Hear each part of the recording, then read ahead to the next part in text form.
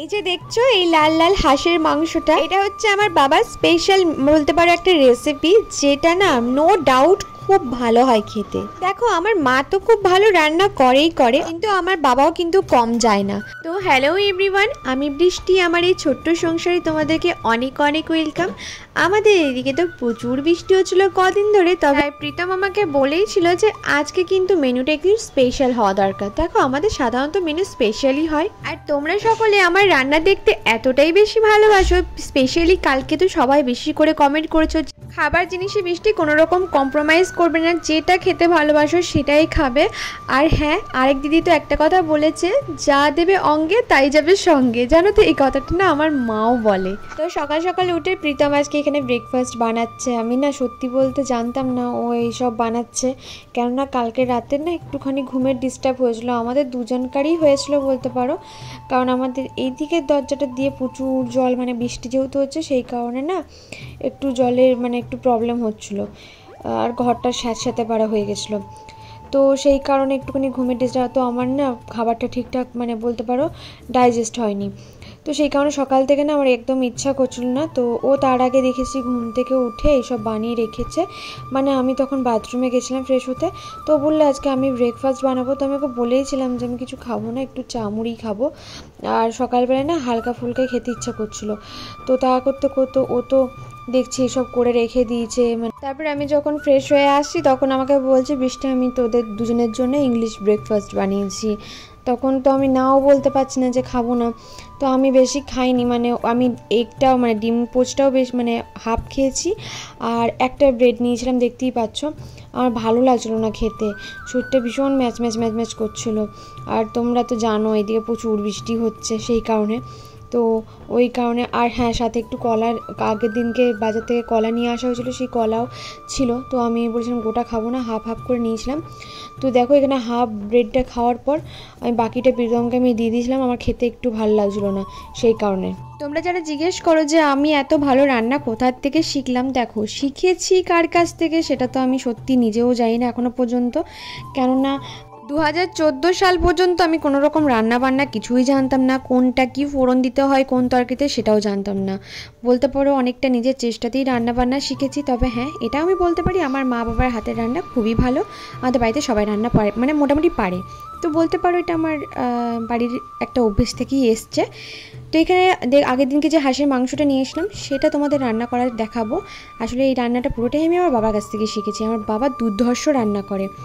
তো এখানে ফার্স্টে আমি কিছু কাঁচা মশলা দিয়ে দেখতে পেলে মাংসটাকে ম্যারিনেট করে রাখলাম, যেমন পেঁয়াজ কুচি, আদা রসুন বাটা, সর্ষের তেল, হলুদ, কাশ্মীরি রেড চিলি, আর তার সাথে ছিল জিরে, ধনে, গোলমরিচ আর এলাচ, সব কিছু একসঙ্গে বেটে নিয়েছিলাম শিলের মধ্যে। দিয়ে আমি এটা সব কিছু মাখিয়ে রাখলাম, এর মধ্যে কোনো টক দই দিতে পাবে না, আর নুন দিয়েছিলাম দেখলে। তো টোটাল ওই সব দিয়ে মাখিয়ে রেখে দিয়েছি। এবার তেলের মধ্যে একটু শুকনো লঙ্কা ফোড়ন দিয়েছি, সাথে চিনি দিয়েছি, একটু তেজপাতা দিয়েছি, তারপরে পেঁয়াজ কুচিটা আমি বাকিটা দিয়ে দিলাম। তোমাদেরকে আমি একটা কথাই বলবো, যদি কোনোদিনও মানে হাঁসের মাংস বা ডাক কারি তোমরা যদি ট্রাই করতে চাও, তো অবশ্যই এই রেসিপিটা একটু ফলো করে করতে পারো। আমি বলে দিচ্ছি নো ডাউট তোমাদের খেতে খুবই ভালো লাগবে, আর খুবই ভালো হয় খেতেটা। তো একটা কথা বলি, একটু ঝালটা বেশি খাই তো আমরা, তো সেই জন্য কাঁচা লঙ্কা দিয়েছি। তো এদিকে প্রীতম দেখো অর্ককে নিয়ে খেলতে গেছিলো, তো এইখানে কাদা পড়ে গেছে, বৃষ্টির দিনে নাকি ওকে ফুটবল খেলা শেখাচ্ছে, তো সেই কারণে ফুটবল খেলতে গিয়ে পুরো কাদায় পড়ে তো মানে কাদা লাগিয়ে এসছে। তো তারপরে দেখো এখানে আদা রসুন আরেকটু বাটা দিলাম, আর তার সাথে দিলাম হচ্ছে একটুখানি ওই যে জিরে, ধনে, তারপরে গোলমরিচ বেটে রেখেছিলাম সেই পেস্টটা, কেননা ওখানে অল্প পরিমাণ দিয়েছিলাম, এখানে একটু ভেজে অল্প পরিমাণ দিচ্ছি। এর মধ্যে একটু হলুদ দিচ্ছি, দিয়ে এই পেঁয়াজটা একদম গলে যাওয়া পর্যন্ত কষতে হবে। মানে দেখো গলে গেছে পেঁয়াজটা, সেই অবধি কষেছি। দেন যে মাংসটা ম্যারিনেট করে রেখেছিলাম সেই মাংসটা আমি এর মধ্যে দিয়ে দিলাম। এবার আর কিচ্ছু না, এটাকে জাস্ট কষাতে হবে, হাই ফ্লেম লো ফ্লেম দিয়ে কষাতে হবে। প্রথমে একটু লো ফ্লেম দিতে হবে, যখন দেখবে মানে হালকা মানে মাংসটা থেকে হালকা হালকা জল বেরিয়েছে তখন হাই ফ্লেমে দিয়ে মাংসটাকে ভালো করে কষাতে হবে। আর এইদিকে ফ্রিজটা আমি ক্লিন করছি, দেখো কত সবজি ভরা, আর এইদিকে এরা সবজি খাবে না বলছে। এই ওয়েদারটার জন্য মানে ওদের ভাল লাগছে না, হিজিগিজি, মানে রুটি খেতে ইচ্ছা করছে। মানে অ্যাকচুয়ালি আমারও রুটি খেতে ইচ্ছা করছে, ভাত খেতে না আমার নিজেরও ইচ্ছা করছে না, সেই কারণে আর বেশি কিছু সবজি করলাম না। আর এইদিকে দেখো আমি একটুখানি ফ্রিজটা ক্লিন করছি। আচ্ছা, আগে যখন আমি ফ্রিজ ক্লিন করতে অনেকেই বলেছিল বৃষ্টি নতুন নতুন জিনিসের যত্ন থাকে, কিন্তু জিনিস পুরনো যত হবে তত জিনিসের যত্ন কমে যায়। তোমরা হয়তো আমার অনেক আগের থেকে আমাকে চেনো, যারা চেনো তারা মনে হয় আমাকে ভালো করে জানো যে আমার নতুন পুরনো বলে কোনো জিনিসই নেই। আমি বরাবরই, সেটা নতুন হোক বা পুরনো হোক, বা সেটা 2 টাকার জিনিস হোক বা লাখ টাকার জিনিস হোক, আমার যত্নটা কিন্তু সমানই থাকে। আমার কোনো মানে জিনিসের প্রতি ভেদাভেদ নেই যে পুরনো জিনিসের আলাদা করে যত্ন নেব, নতুন জিনিসের আলাদা করে যত্ন নেব, বা দামি জিনিসের আলাদা করে যত্ন নেব, বা কম দামি জিনিসের আলাদা করে যত্ন নেব। জিনিসটা আলটিমেটলি কষ্ট করেই কিনতে হচ্ছে, টাকা দিয়েই কিনতে হচ্ছে। এমনকি কেউ যদি আমাকে গিফটও করে যায় সেই জিনিসটাও আমি যত্ন করে রাখি।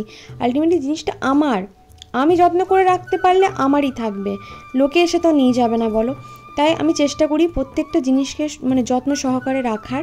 আর একটা জিনিস মনে রাখবে, প্রত্যেকটা জিনিসের পেছনে কিন্তু কিছু না কিছু ভালো স্মৃতি বা খারাপ স্মৃতি আমাদের জড়িয়ে থাকে। এই যেমন ফ্রিজ বলো, যাই কিনেছি, এগুলো কিন্তু আমাদের খারাপ সময়ে একটু একটু করে মানে গড়ে তোলা জিনিস। তো এইগুলোকে তো আরও বেশি করে যত্ন করা উচিত, কেননা এইগুলো আমরা সেই সময় পেয়েছি যেই সময় সত্যি কথা বলতে মানে এগুলো কেনার সত্যি কথা কল্পনাও করিনি। তো একটা চাপে পড়েই বলতে পারো মানে কিনেছি। আবার অনেকে এটা ভাবো যে হ্যাঁ ভিডিও করছি বলে প্রচুর টাকা ইনকাম করি, তাদেরকে আমি একটা মানে ভুল ধারণা ভাঙিয়ে দিচ্ছি। বিশ্বাস করো, তোমরা যারা ভাবো ইউটিউব থেকে প্রচুর ইনকাম করি, তাদেরকে বলি এমনটা না। মাঝে আমি ইউটিউব করতে করতে প্রচুর ব্র্যান্ড প্রমোশন পেয়েছিলাম, তো আমি কটা ব্র্যান্ড করেছিলাম তোমরা দেখেছিলে। তো সেই ক্ষেত্রে ব্র্যান্ড প্রমোশন থেকে যে টাকাটা এসেছিলো সেই টাকা থেকে এই টুকিটাকি জিনিসগুলো কেনা। আদারওয়াইজ বলে দিই, ইউটিউব থেকে কোনো রকম বিশাল কিছু হিউজ অ্যামাউন্টে ইনকাম করি না। পার ভিডিওতে ভেবে নাও না 200 টাকা 100 টাকা করে ওঠে, তাহলে তোমরা হিসাব করে দেখো কত হতে পারে মাস গেলে। একটুখানি হিসাবটা করে তোমরা নিজেরাই জানিও যে ওই টাকাতে একটা মাস চালানো সম্ভব কি না। যদিও স্বামী স্ত্রী মিলে হয়তো চলে যেত, কিন্তু একটা ছোট বাচ্চাকে নিয়ে মাস চালানো সম্ভব কি না তোমরা একটুখানি হিসাব করে আমাকে জানিও। মাঝে ওই যে বললাম ব্র্যান্ড এসেছিলো বলে অতটা অসুবিধা হয়নি, কিন্তু কি বলতো, কিছু ব্র্যান্ড আমরা করতে চাইছি না বলে এখন করছি না, কিন্তু আমাদেরকে সবাই বলেছে যে বৃষ্টি ব্র্যান্ডগুলো করো, কেননা এখন টাকার দরকার, অর্কর ফিউচার আছে। তো ব্র্যান্ড খারাপ ভালো অত তোমাদেরকে দেখতে হবে না, তোমরা করো। আর একটা কথা সবসময় মনে রাখবে, মানুষ নিজের ভালোটা নিজে বোঝে, তো মানুষ তোমার দেখে কখনো নিজের ক্ষতিটা করবে না, এটা সবসময় মাথায় রাখবে। আর এটাও সবসময় মাথায় রাখবে যে তুমি করছো না বলে কি আর 5টা মানুষ করছে না। সত্যি কথা বলতে বড় বড় ইউটিউবাররাও করছে ব্র্যান্ড প্রমোশন, তো তারা তো কই এই জিনিসটা ভাবনা চিন্তা করছে না, তা তুমি কেন করতে যাচ্ছ? তো আলটিমেটলি তোমাদের এখন ব্র্যান্ডগুলো করা উচিত, তোমরা করো, তোমাদের টাকার দরকার আছে। তো অনেকেই এই কথাটা আমাদেরকে বলেছো, তো আমরা নিজেরাও এটা ভাবি যে হ্যাঁ সত্যি কথাটা, আমাদের সত্যি টাকার এখন দরকার আছে। তো আমরা এখন অতটা মানে ভেবে উঠতে পারিনি যে ঠিক করা উচিত না, তো দেখি কি করি। তো এখানে দেখো ভালো করে কষাতে হবে, কিন্তু মানে হাঁসের মাংস মেন হচ্ছে কষানো। ঢাকা দিয়ে সুন্দর করে দেখলে যখন ড্রাই হয়ে গেল, তখন কিন্তু আমি একটু গরম জল, কাঁচা লঙ্কা দিয়ে একটু ফুটতে দিয়েছি। আচ্ছা, হাঁসের মাংস কিন্তু একটুখানি বেশি কষানো যায় না, বেশি কষালে কিন্তু চিমড় মানে চুই টাইপের হয়ে যায়। তো নর্মাল কষিয়ে তোমরা চাইলে প্রেশার কুকারে, আমি একটাই সিটি দিয়েছিলাম প্রেশার কুকারে, কেননা গ্যাস প্রচণ্ড ফুটে যায়, তো সেই কারণে আমি একটা সিটি দিয়ে আমি বন্ধ করে দিয়েছি। আচ্ছা, গ্যাসে যখন প্রেশারটা দিয়েছি তার আগে একটুখানি দারচিনি হয়, দারচিনিটা শিলে বেটে, ওই 1 কুচির মতো দারচিনি শিলে বেটে ওইটা আমি একটুখানি দিয়ে দিয়েছিলাম, এতে ফ্লেভারটা খুব ভালো আসে। আর এদিকে প্রীতম না আটাটা মেখে দিয়েছিল, এবার এমন আটা মেখেছে, সে আমার বিলতে হাতের বাই দুটো না মানে হাতগুলো না পুরো ধরে গেছে, প্রচুর টাইট করে আটা মেখেছে। আবার এখানে বাবা ছেলে মিলে দুজন মিলে আমাকে হেল্প করছে। দেখো আমার কাজ তো প্রচুর বাড়িয়ে দিয়েছিল এরা দুজন মিলে, লাস্টে আমার মাথা গরম হয়ে গেল এই সব আটা মাখা দেখে। তো আজও দেখো দুজন মিলে মারামারি শুরু করেছে রুটি বেলবে বলে। আর দেখো ওর বাবার দেখে ও করতে শিখে গেছে। এই যে একটা সিটির পর আমার দেখো মাংসের কালারটা কি সুন্দর এসছে। এইদিকে রুটিগুলো করছি, আর দেখো কি অবস্থা, আমার আটা এমন মেখেছে যে সে আর ফুলতে চাইছে না রুটি। আর এদিকে কালারটা এসছে, কি দুর্ধর্ষ কালার এসছে। আর আজকে আমাদের ওয়েদারটা তোমাদেরকে দেখাই, হঠাৎ করে রান্না করতে করতে ওয়েদারটা এরকম হয়, ছাদে যত জামা কাপড় ছিল সব মিলতে দিয়েছিল প্রীতম। আর ওয়েদারটা মানে এই রোদটা দেখে, হালকা হালকা রোদ দেখে আমাদের যে কী আনন্দ। তো অর্ক স্নান হয়ে গেছিলো, তো সেই কারণে অর্ককে এখানে খেতে দিয়ে দিলাম। আর অর্ককে ফার্স্ট টেস্ট করাবো যে কেমন হয়েছিল না হয়েছিল, ওই জন্য দেখো দিচ্ছিলাম। দারুণ হয়েছে এই কেমি খেতে, আমার তো অসাম লাগছে। ডাক মিটটা খেতে দারুণ লাগছে। একটু ঝাল হয়েছিল না? না, একদম দারুণ হয়েছে, কিন্তু একটু ঝাল হলে তো হয়। কিন্তু কি বলতো অর্কবাবুর এইসব জিনিস ঝাল চলবে, কিন্তু এমনি নর্মাল খাবার ঝাল চলবে না। নর্মাল খাবার তো খেতে ভালোবাসি। ভালোবাসো? হ্যাঁ, আর ঝাল খাবারও খেতে ভালোবাসি। তুমি তো লক্ষ্মী ছেলে, ওই জন্য তো সব খাবার খেতে ভালোবাসো। তো এখানে দেখো সে তো মানে খেয়ে পরে তার রিয়াকশনটা দেখো, গরমটা ঢুকিয়ে নিয়েছে মুখের মধ্যে।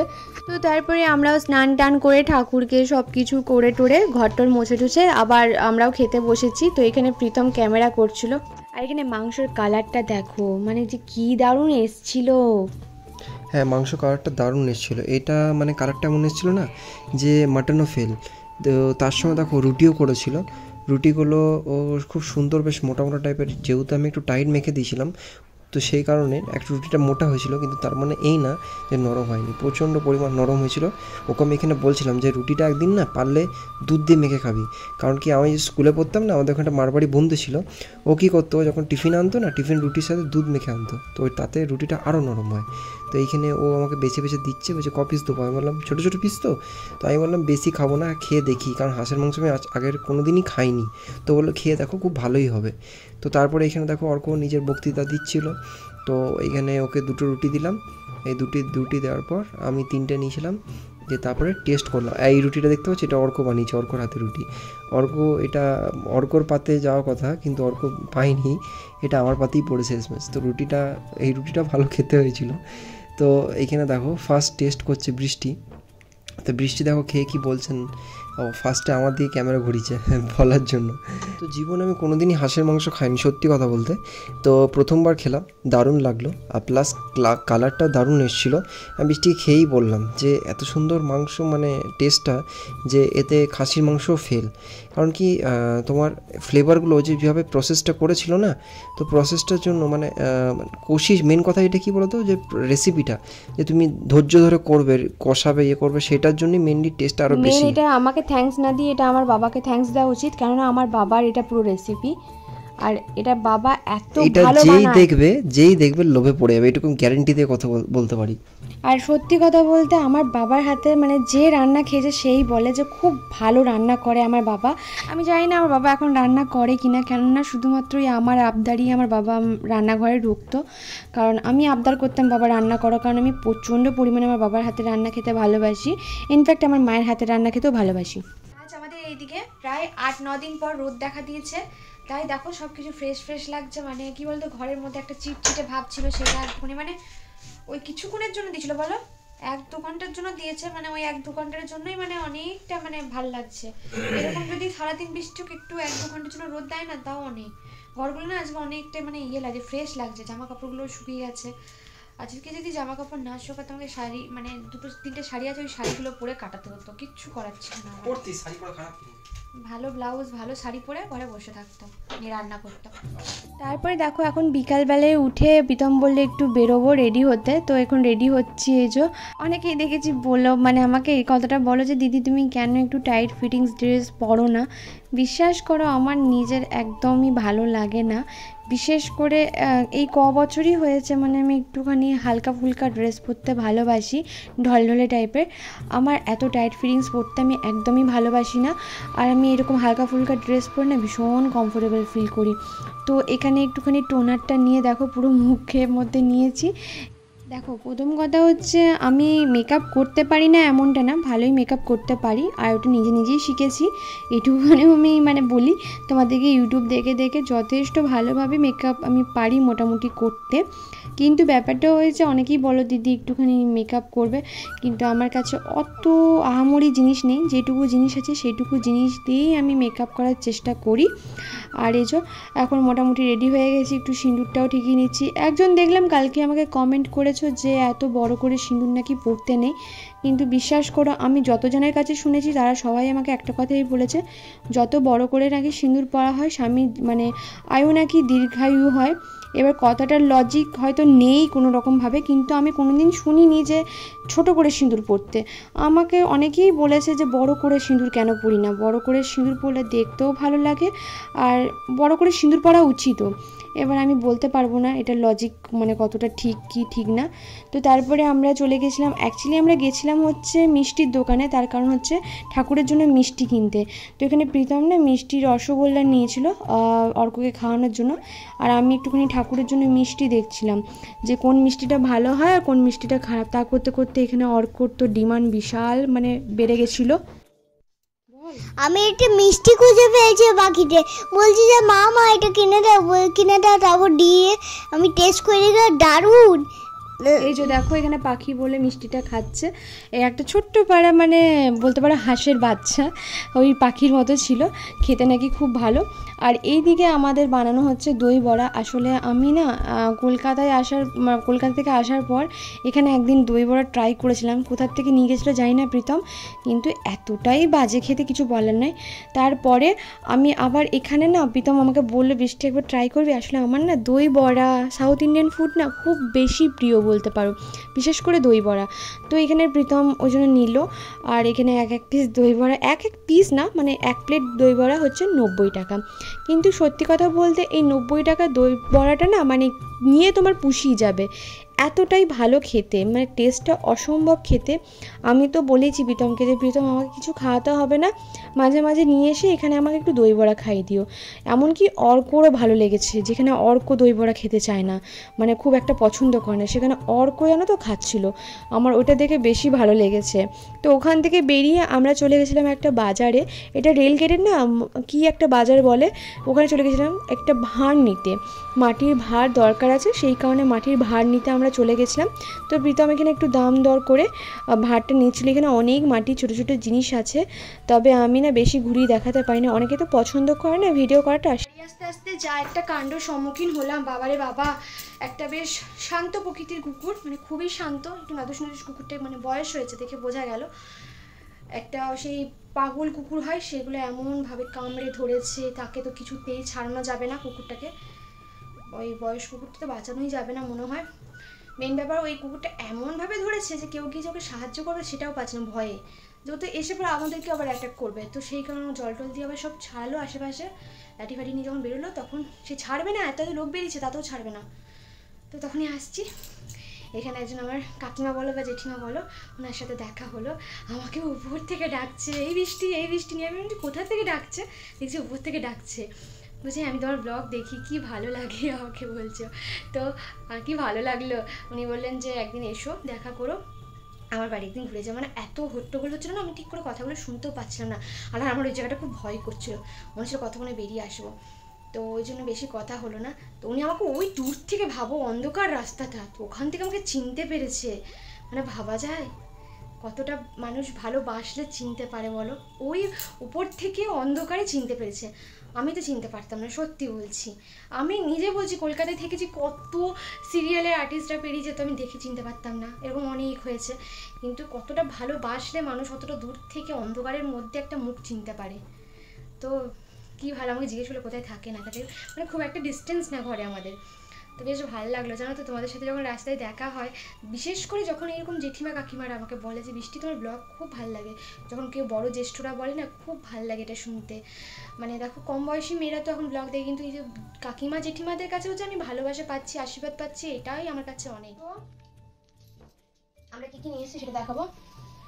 প্রথমে নিয়ে এসেছি এইসব মাটির ভাঁড়, যেটাতে আমরা প্রত্যেক মাসে প্রীতমের ইনকাম থেকে প্রীতম জমাবে, আমার ইনকাম থেকে আমি জমাবো, সেখানে একটা মাটির ভাঁড় নিয়ে এসেছি। আর প্রত্যেক বছর একটা করে ট্যুর দেবো। এই মাটির ভাঁড় মনে হয় 10 বছরে ভর্তি হবে, মানে প্রীতম কাটা কম্পাস দিয়ে বার করবে টাকা, কাটা কম্পাস না ভ্রু প্লাগ করে ইয়ে হয়। হ্যাঁ জানি তো, যার যেটা বুদ্ধি। ঠিক আছে, আমি এই ভাঁড় জমিয়েই 60,000 না 80,000 করেছিলাম তাহলে ভাবো। তুমি তো মা লক্ষ্মী তো আর আমি হচ্ছি কার্তিক। এই ভাড়টাতে ওই জন্য নিয়ে আসা হয়েছে যে টাকা জমাবো এবার থেকে। এই যে ভাড়, লক্ষ্মীর ভাড়। আর এদিকে নিয়ে এসছি এই যে মিষ্টি, ঠাকুরের মিষ্টি নিয়ে এসছি এই যে। আর এটা এনেছি রসমালাই বাড়ির জন্য, কিন্তু আগে গোপালকে দেবো কালকে, তারপরে এটা আমাদের খাওয়া হবে। তবে একটা কথা বলে দিই, আমরা যে দোকানটা গেছিলাম সেই দোকানটার নাম কি গো? কোয়ালিটি। তো আমি একটা কথা বলি, ওদের মিষ্টির কোয়ালিটি সত্যি ভীষণ ভালো। আর দই বড়াটা দারুণ। বেচারা পাখি তুই সবসময় ওকে না দাবকে রাখি। বল আয় বল। পাখি মিষ্টি খেয়েছি এদিকে, দারুণ। প্রথমে আগে মন দুটাতে না কক করে কামড় দিয়েছে, কামড় দিয়ে বলছে দারুণ, জোরে চিৎকার করে সবাই তাকাচ্ছে নি করে। লোকে ভাববে সেটাকে মানে খেতে পেতে দিই না, জানো তো। একে আর প্রীতমকে দেখে যে কেউ বলবে যে ওদেরকে মানে বাড়িতে খেতে দিই না, জানো তো। এদের চেহারাগুলোই এরকম, আর সব থেকে বেশি খাই এরা। আর লোকে ভাববে এদেরকে খাবার দিই না কিছু না, কি করে গো তোমাদের এই চেহারাগুলো এরকম করে কি করে ধরে রাখো তোমরা? আর তো খাও খুলো না, আমি তো অবশ্যই করো। আমি তো কোনো কলকাতায় আমি খেয়েছি দই বড়া, দ্বিগুণ গুণে ভালো, দারুণ খেতে, দারুণ। এই দই বড়া খেয়ে এসেছি, আর রাতে কিছু খাওয়ার মতো অবস্থায় নেই আমরা। দই বড়ার দামটা কত? দই বড়া ভালো হবে না? দই বড়ার দামটাও বেশ সুন্দর, 90 টাকা দই বড়া। তো ওই হলো। আর এখানে ঠাকুরের দুধ নিয়ে এসেছি, কারণ এগুলো শেষ হয়ে গেছিলো, ওই জন্য বিশেষ করে দেওয়া হলো। এই তো ঠাকুরের দুধ। প্রমোট কেন করবো? হ্যাঁ, টাকা দেবে না, প্রমোশন চলবে না। এটা কি মশা মারা? এরকম কেন মশা মারা দুধটা? এরকম হয়, দুরকম হয়। মশা মারা দুধ নিয়ে এসেছি, প্রমোট করবো না। নিয়ে এসেছি মোমবাতি, প্রমোট করবো না। আর নিয়ে এসেছি হচ্ছে কর্পূর, যেহেতু আমাদের বর্ষাকালে শেষে একটা ভাব রয়েছে তো ঘরগুলোতে, কর্পূর দিলে বেশ ভালো। তবে একটা কথা খুব ভালো লাগলো, ওই জেঠিমার কথাটা ভেবে সত্যি খুব ভালো লাগলো। প্রীতম কোথা থেকে ডাকছে, অর্ক দিচ্ছে কোথা থেকে ডাকছে। একটা কথা ঠিক, আমি দেখেছি কম বয়সী মেয়েগুলো না উল্টো পাল্টা বলে আমাকে, মানে বাইরে না, মানে কমেন্টের মধ্যে। কিন্তু কাকিমা জেঠিমা যারা বয়স্ক আছে তারা বরঞ্চ আমাকে ভালো বলে। মানে সিরিয়াসলি এইটা পাও না বিশাল।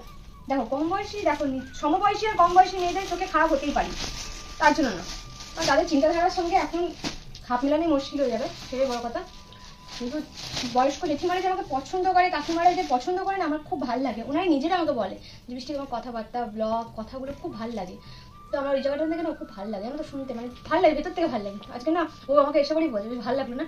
হ্যাঁ, এখন রাস্তায় বেরোলেই কারো না কারোর সাথে দেখা হয়, কিন্তু একটা জিনিস খুব ভালো লাগে যে সবাই না মানে খুব ক্যাজুয়ালি মেশে।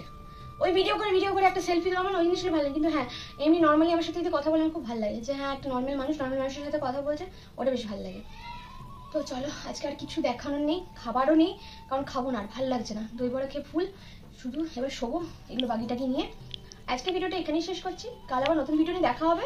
এবার ওই দিক থেকে বন্ধুগণ প্রধান হচ্ছে, সবাই ভালো থেকো, সবাই সুস্থ থেকো, সবাইকে ভালো থেকো। অপেক্ষা করে থাকে, এটা বলবো। আজকে দাঁড়িয়ে আছি, কাল দেখা হবে। Tata, bye bye. বন্ধুগণ হেভি হ্যান্ডসাম দেখতে। কে? কি যে হ্যান্ডসাম দেখতে, কে জানে। এটা শুকনো পাকনা ছেলে আমার, এটা আমার শুকনো পাকনা ছেলে। এটা আবার হ্যান্ডসাম দেখতে, ফু দিলেই উড়ে যাবে। আরে ফোন দেখ, চোখে চশমা লেগে গেছে। ও চশমা লাগবে, চলো ওকে একদিন চোখে ডাক্তার দেখিয়ে চশমা লাগাতে হবে। চশমা লেগে গেছে বন্ধু, মানে না এমনি ওর ফোন দেখার জন্য এটা হয়নি, ফোন ও খুব কম দেখে। চশমা কেন লাগলো? চশমা লাগবে, ছোট